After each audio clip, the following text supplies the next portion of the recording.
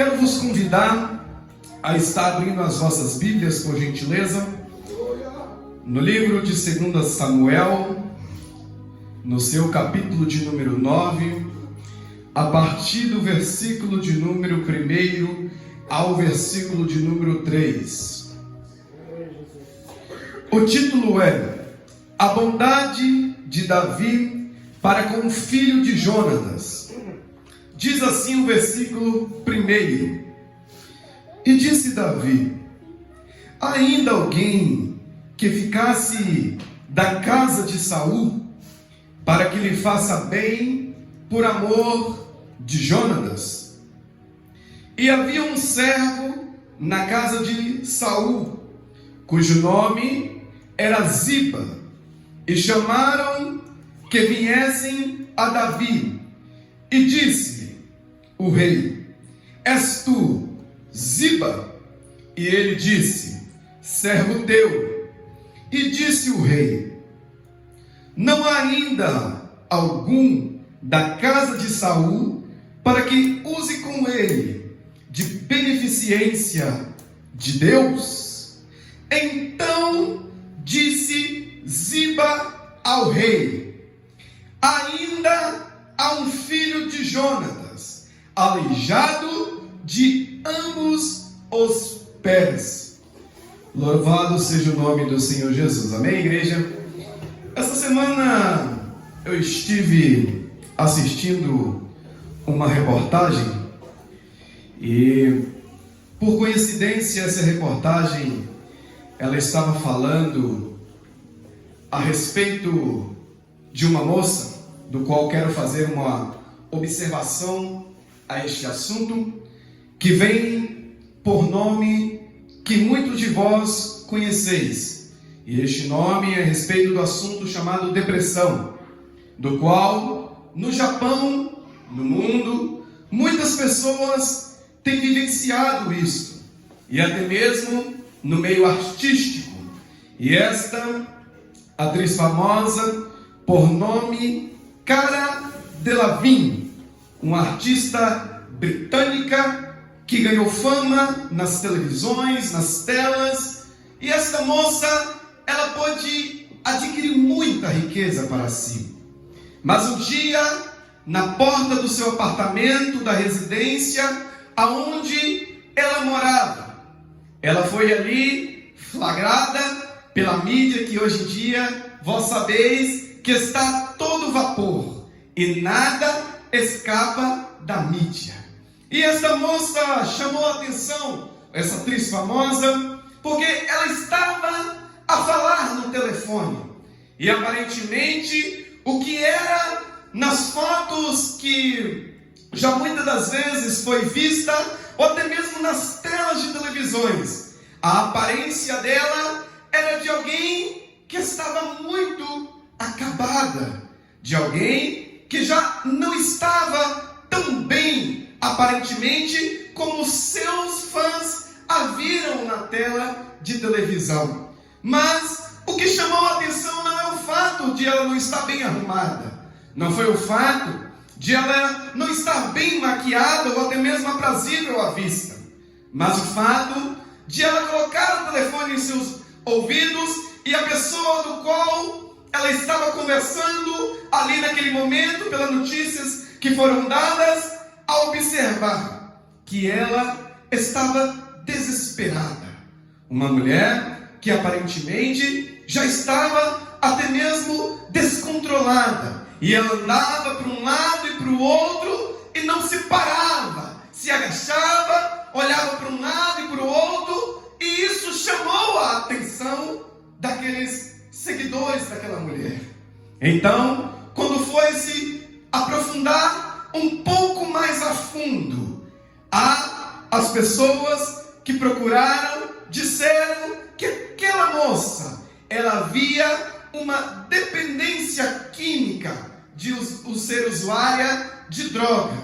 Então, eu pensei para comigo, o que leva uma moça que ganhou as telas, que ganhou a fama, tudo que uma pessoa comum nos dias de hoje requer para si, que é a atenção. O que leva moça dessa cair neste meio de tragédia que é o uso de drogas. Então pensei, talvez esta moça, ela não se dê satisfeita com aquilo que ela tenha.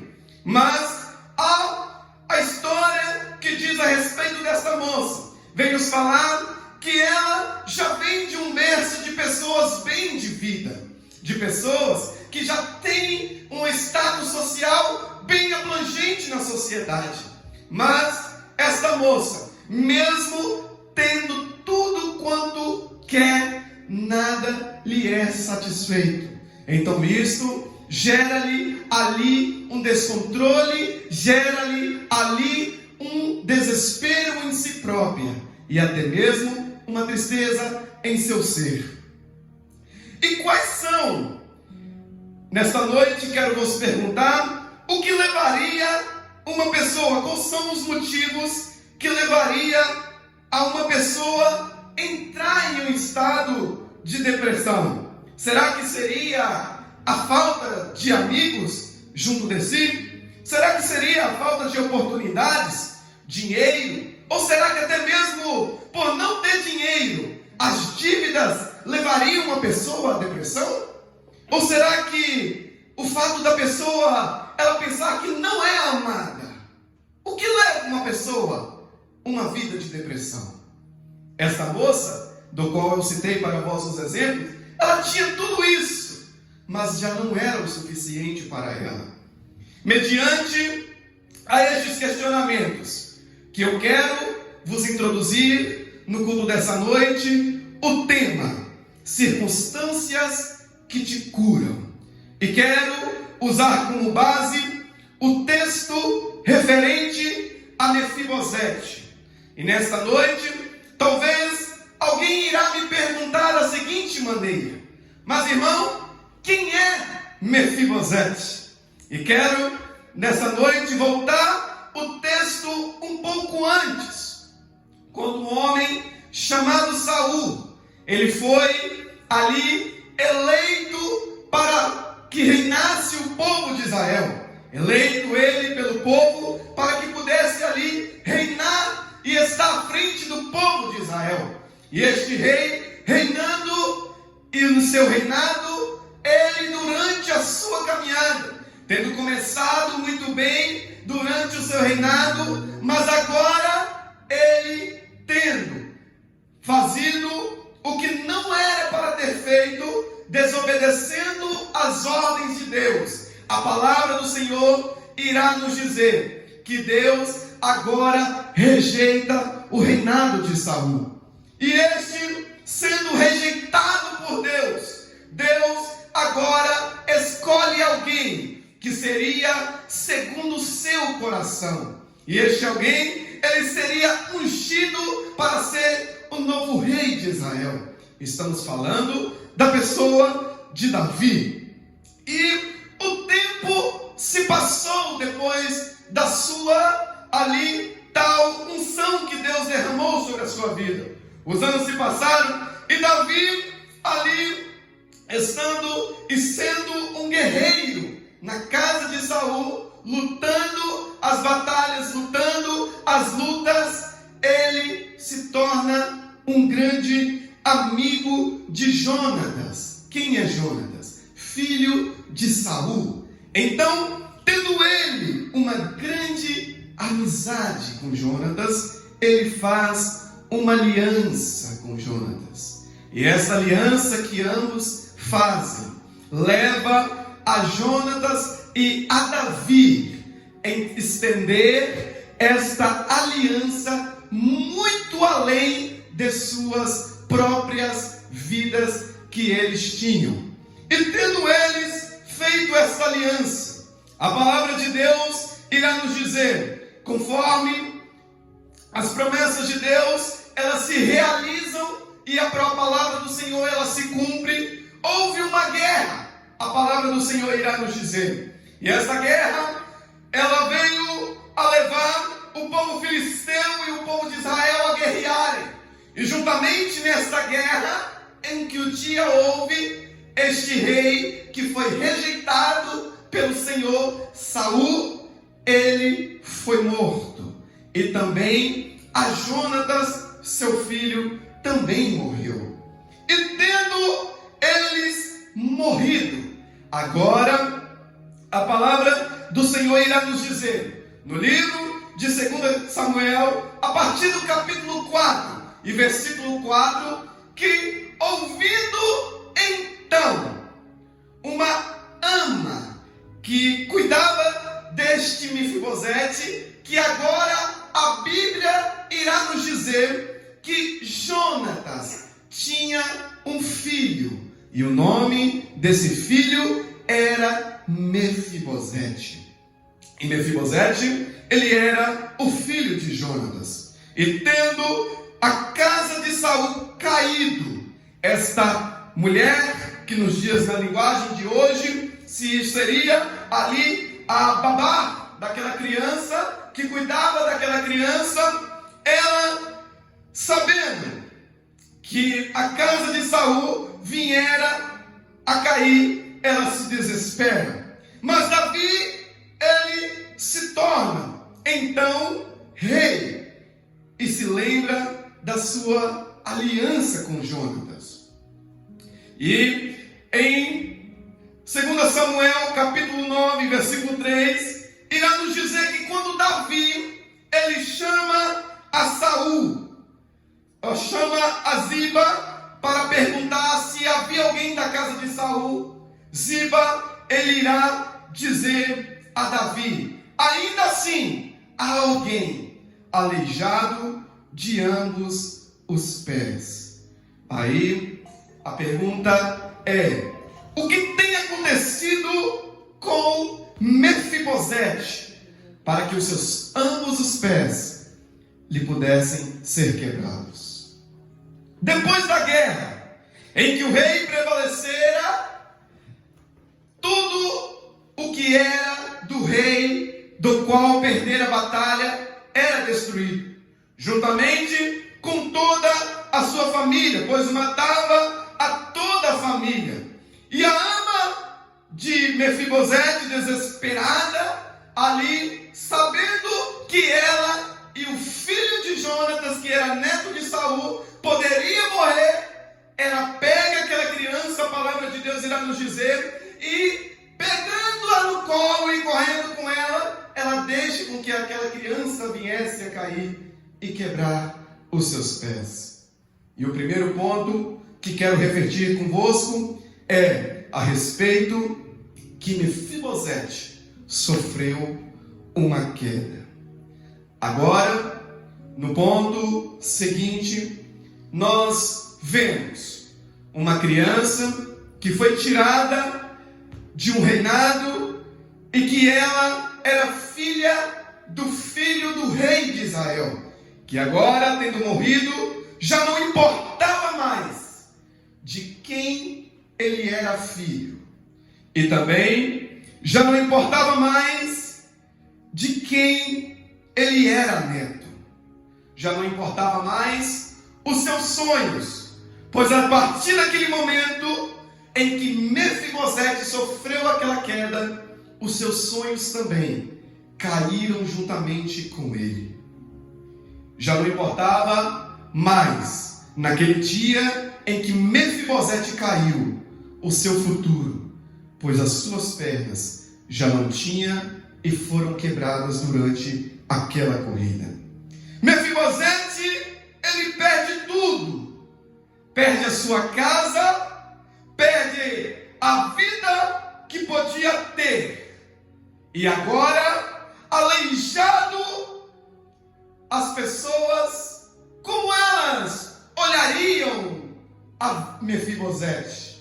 Será que elas olhariam e diriam, aquele é o filho do ex-rei, o rei que perdeu na batalha, aquele é o filho de Jonatas, guerreiro, grande soldado? Já não importava mais isso, porque Mefibosete caiu. E neste momento, a palavra irá continuar, que aleijado agora, ele caído naquele chão, você possa na sua mente imaginar comigo uma criança que tinha um grande futuro pela frente. Uma criança que até mesmo poderia se tornar um grande soldado no futuro, ou até mesmo, quem sabe, poder reinar em sua nação. Essa criança tendo as suas mordomias, tendo ali tudo quanto queria para contigo, agora ela, mediante aquela situação de queda, ela vê tudo isso sendo tirada dela. E essa criança, agora, perante os olhos da sociedade, que a sociedade, ela funciona da seguinte maneira: você vale aquilo que você tem. Então, agora aquela criança, estando aleijada, ela já não serve mais para nada, porque ela caiu. E porque ela caiu, ela já não presta mais. Se você caiu, já não tem mais valor. Se você caiu, você pode olhar para os seus lados, para a sua direita e para a sua esquerda, ou se preferir para o seu horizonte, já não verá mais amigos. Se você caiu, você também já não é mais querido, porque você não tem mais nada para oferecer. E aquele menino, ele tinha tudo, mas agora ele já não tem mais nada. Se você caiu, só te resta o esquecimento. Só te resta Lodebar. E a palavra Lodebar, eu fui pesquisar e ela tem um significado muito interessante. E o seu significado quer nos dizer que Lodebar é um lugar sem pasto, infértil, sequidão e miséria. E sabe qual é a população? Quem são os habitantes de Lodebar? Todos os habitantes da cidade de Lodebar eram mendigos ou doentes. Certamente que Lodebar era um lugar de tristeza e dor e sofrimento, um lugar aonde a terra não vingava, aonde você poderia olhar e não ver nenhuma esperança de futuro. Agora aquele menino que tinha tudo, só lhe restava Lodebar. Aí eu pergunto a vós que tens me ouvido nesta noite: e como não ter depressão? Mas você irá perguntar: o que é uma depressão? A ciência, ela nos diz que a depressão é uma doença psiquiátrica que afeta o emocional da pessoa, que passa a apresentar uma tristeza profunda em seu ser. E até mesmo essa depressão, ela vem trazendo uma falta de apetite e até mesmo um desânimo na pessoa que a tem. E a depressão neste momento para Mefibosete, depois de sua queda, depois de tudo que ele perdeu, era tudo que lhe restava. E era tudo o que restava a Mefibosete. E talvez no dia de hoje, no mês que você passou, eu não sei como foi o seu dia, a sua semana, não sei qual foram as lutas que você enfrentou, mas certamente você pensou consigo mesmo que tudo o que resta para ti é cair nessa tristeza e é cair neste pranto, neste sofrimento, e que já não há mais esperança para a sua vida. Talvez você pensou consigo mesmo: agora eu perdi tudo, agora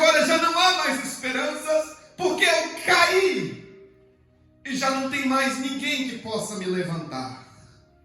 E agora, o que tem me restado é este lugar de miséria chamado Lodebar. É este lugar de tristeza chamado Lodebar. Por isso que eu vos trago este tema chamativo para vós: circunstâncias que te curam. O ponto-chave que eu quero que você entenda nesta noite é que se você já parou para pensar que se o mesmo que aconteceu com Mefibosete não tivesse acontecido com você, que você já teria morrido? Você já parou para pensar nisso? Que se Mefibosete não tivesse caído e não tivesse ido para lá na terra do esquecimento, aonde só havia mendigo, aonde só havia doente, certamente ele teria morrido. E se você também não tivesse acontecido o mesmo que aconteceu com ele, você também teria morrido. Você já parou para pensar nisso? Aí você fica pensando da seguinte maneira: mas como assim? Existe um ditado lá fora que diz, que é conhecido de vós muitos: se ficar, o bicho pega; se correr, o mesmo acontece. Essa era a realidade. Era o que estava, não tinha escolha para Mefibosete. O fato de você ter caído não quer dizer que você está morto. O fato de você agora estar aleijado e estar nessa terra de esquecimento chamada Lodebar, pare para pensar que é o que tem te mantido vivo, é estar nesse estado que você se encontra neste momento. O Zimas, ele tem olhado e só vê um aleijado. O Zimas, ele tem olhado e só visto alguém que está na terra de esquecimento. Há muitos que olham assim para nós. Há muitos que, quando veem outros caídos, este texto é um texto muito rico, porque ele fala sobre a queda. E nós entendemos que quando alguém tem algo para oferecer, quando alguém pode nos proporcionar algo de bom para nós, certamente nós queremos andar com essas pessoas. Mas quando alguém, no meio da sua caminhada, ele cai, ele se fere, ou até mesmo adoece, é quando você olha para um lado e para o outro e já não vê nenhum amigo para estar do seu lado. É quando você perde tudo quanto você tem, quando toda a riqueza que você juntou durante toda a sua vida, você perde ela, quando aquele amigo que você tinha, e quando você tinha dinheiro para emprestar para ele, ele estava sempre do seu lado te bajulando, estava sempre do seu lado te dizendo: pode contar comigo, que eu vou estar sempre com você. Mas quando você caiu, ele simplesmente virou as costas para você. A palavra que Deus tem trago para mim nesta noite é uma palavra para aqueles que têm sido esquecidos, é uma palavra para aqueles que caíram, para aqueles que estão feridos no meio da caminhada. E esta palavra é melhor te dizer que, por você ter caído e se continuado machucado, mas é melhor você ter caído, você ter se machucado, é melhor você estar em Lodebar, mas continuar vivo. Amém. Na presença do Senhor. Aleluia. É melhor você entender que o fato de você estar vivo já é um milagre. Mas por que um milagre?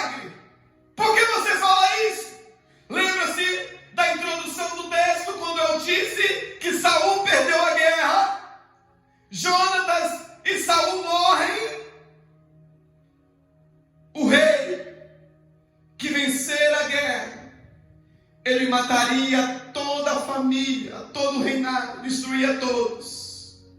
Mas quando Davi, aqui no capítulo 9, ele vem perguntar e disse: Davi, ainda alguém da casa de Saul, para que eu possa usar de beneficência?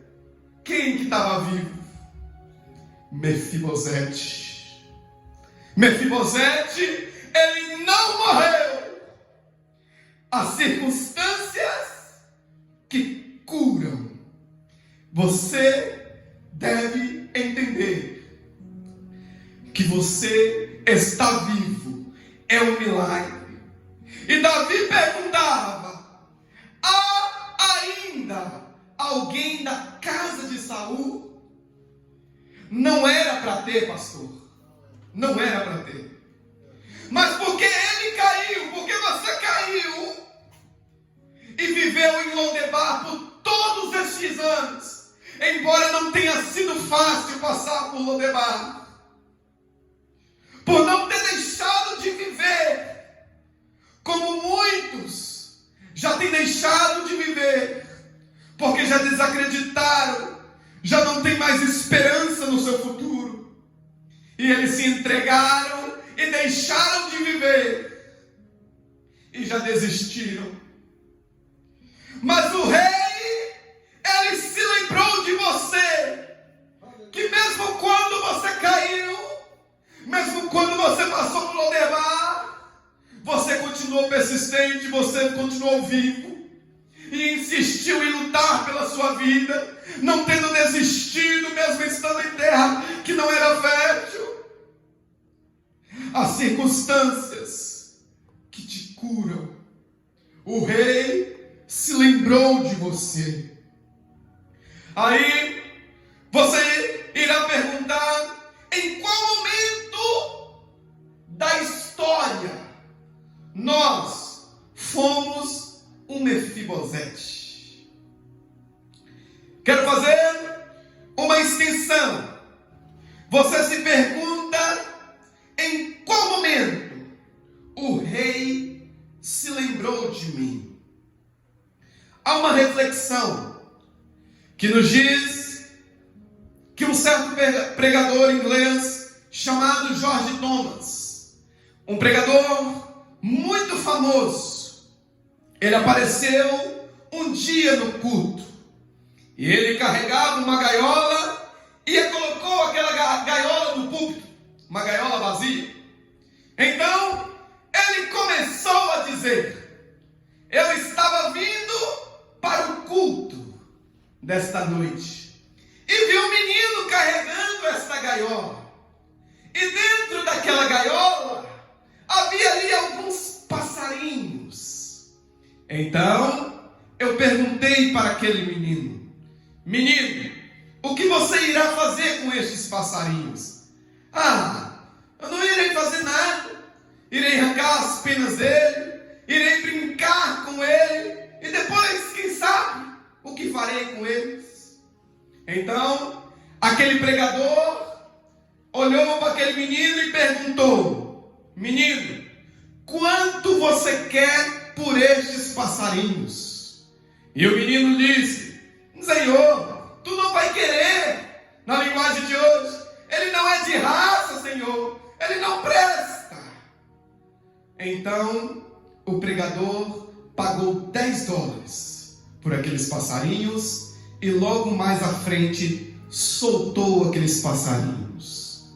Um dia Jesus e Satanás estavam conversando, e Jesus, vendo o que Satanás fazia com o povo na terra, espalhando as contendas, espalhando as guerras, espalhando a fome, espalhando a tristeza, as dores, toda sorte de sofrimento, tudo que era mal, toda prevaricação, tudo que era ruim, vendo o sofrimento que o povo tinha, Jesus perguntou a Satanás: quanto você quer por este povo? E Satanás respondeu a Jesus: você não irá querer este povo, porque eles não te amarão. Este povo cuspirá em sua cara, este povo te rejeitará e não te escolherá. Este povo certamente não crerá em você. E Jesus novamente perguntou a Satanás: quanto você quer por estas almas? E Satanás respondeu: quero toda a sua vida e todo o seu sangue. E Jesus pagou. E hoje, assim como aqueles passarinhos, nós somos livres e fomos libertos pelo sangue de Jesus Cristo. Glórias ao nome do Senhor Jesus. Hoje você é livre. Apenas viva, sonhe e conquiste, meus irmãos. Não dê lugar à depressão, porque a depressão, Jesus tem poder para curar. Jesus tem poder para te dar nova vida. Jesus tem poder para te dar alegria. E Jesus tem poder para vos trazer paz em vossas almas e tirar toda a tristeza que está reinando em vós e trazer alegria à sua alma, porque Ele já venceu na cruz do Calvário. No livro de João, no seu capítulo de número 5, irá nos dizer a respeito de a passagem que irá nos falar que em Jerusalém havia uma porta das ovelhas na entrada da cidade, e havia ali um tanque chamado o tanque de Betesda. E aquele tanque, em volta dele, as pessoas se reuniam. Que tipo de pessoas? Pessoas que não podiam andar, pessoas cegas, pessoas de vários problemas que tinham em vossa saúde, pessoas doentes, mendigos, todo tipo de pessoas se reuniram ali. Para quê? Para que pudessem ser curadas quando o anjo do Senhor descia e tocava aquelas águas. Então Jesus, adentrando aquele lugar, ele viu, o texto irá nos dizer, um homem que havia 38 anos que não andava e era aleijado de ambos os seus pés. E este homem, Jesus, conhecendo a ele e conhecendo todo o seu sofrimento, Jesus olhando para ele, ele se chega até aquele homem. Então pergunta aquele homem se ele quer ser curado. Então aquele homem, ele murmura e até mesmo se abre com Jesus e diz: não tem homem algum que quando as águas é movimentada possa me levar, e até mesmo quando eu estou para ir, já se passou o tempo. E aquele homem, ele não entendendo quem era que estava diante de seus olhos, ele simplesmente olhou para a sua circunstância e olhou para a sua dificuldade, não sabendo ele responder a pergunta do mestre. E de igual forma, no Evangelho de Lucas, no capítulo de número 18, versículo 35 em diante, irá nos dizer a respeito de um cego que estava a mendigar em Jericó. E este, mendigando ali na entrada da cidade, ouviu uma grande multidão, com grandes vozes. Então, ele perguntou a alguém que estava perto de si: quem é que está passando? Então, responderam para aquele homem: quem está passando é Jesus de Nazaré. Então, aquele homem que era cego, ele ouvindo falar que Jesus Cristo ia passar, ele começou a gritar: Jesus, Filho de mim. Então o povo, a multidão que estava ali, começaram a repreender aquele cego, mandando que ele se calasse. Por muitas das vezes na sua vida, você tentará clamar ao nome do Senhor. Você abrirá a sua boca e chamará e clamará, pedindo a Deus socorro. E haverá muitas pessoas, muitos ibas em sua vida, que olharão para o seu problema e falará: aquele é mais um aleijado, aquele é mais um cego, aquele ali não merece atenção. E muitos irão falar, até mesmo para você se calar e ficar quieto no seu canto, porque não querem que importune o mestre com seu problema.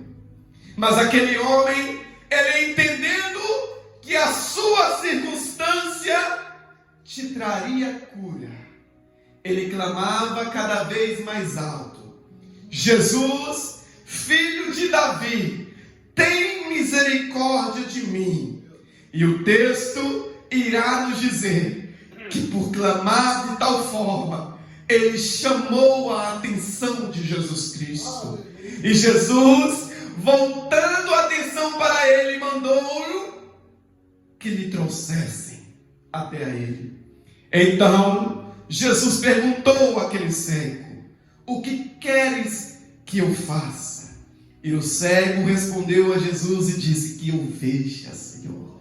Então ele viu, para a honra e glória do nome do Senhor Jesus. Vejamos, Jesus Cristo, ele tinha poder. E aquele homem no tanque de Betesda, ele não sabia diante de quem ele estava. Mas Jesus Cristo, conhecendo o seu sofrimento, conhecendo a sua dor, ele mandou que aquele homem se levantasse, tomasse a sua cama e pudesse sair andando para a honra e glória do nome do Senhor Jesus. Muitos vão tentar te parar durante a caminhada, e muitos, como este homem no tanque de Betesda, quando a oportunidade bater na sua porta, simplesmente porque muitos tentaram te calar, você pensará consigo mesmo: não tem ninguém, não tem homem algum que possa me levar naquele tanque.